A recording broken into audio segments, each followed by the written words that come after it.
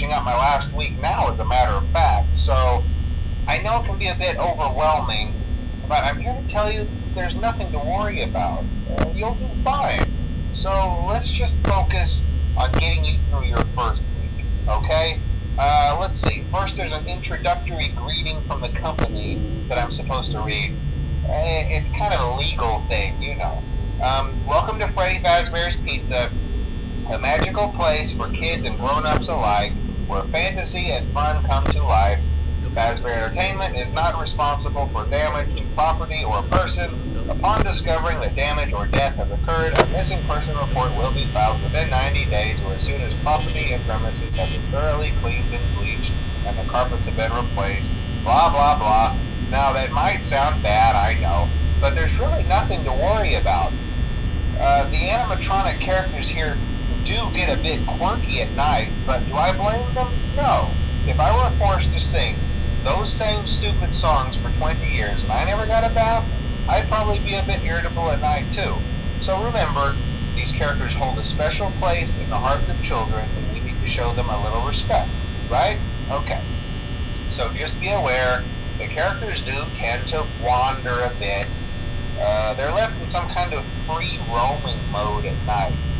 Something about their servos locking up if they get turned off for too long.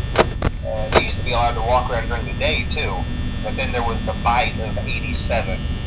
Yeah, it's amazing that the human body can live without the frontal lobe, you know?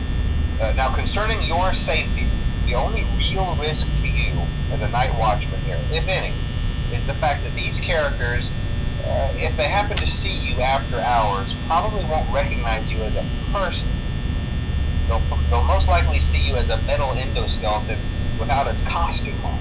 Now, since that's against the rules here at Freddy Fazbear's Pizza, they'll probably try to forcefully stuff you inside a Freddy Fazbear suit. Now, that wouldn't be so bad if the suits themselves weren't filled with cross beams, wires, and animatronic devices, especially around the facial area. So you can imagine how having your head forcefully pressed inside one of those could cause a bit of discomfort and death.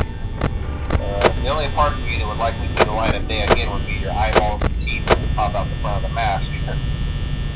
Yeah, they don't tell you these things when you sign up. But hey, first station of the breeze. I'll chat with you tomorrow. Check those cameras and remember to close the doors only if absolutely necessary. Gotta conserve power. Alright, good night.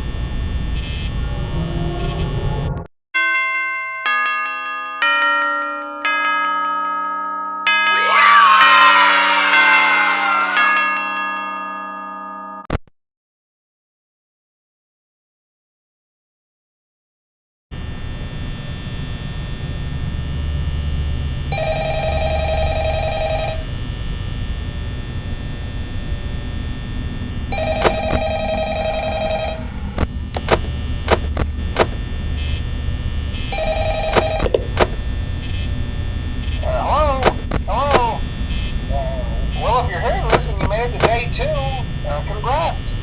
I won't talk quite as long this time since Freddy and his friends tend to become more active as the week progresses.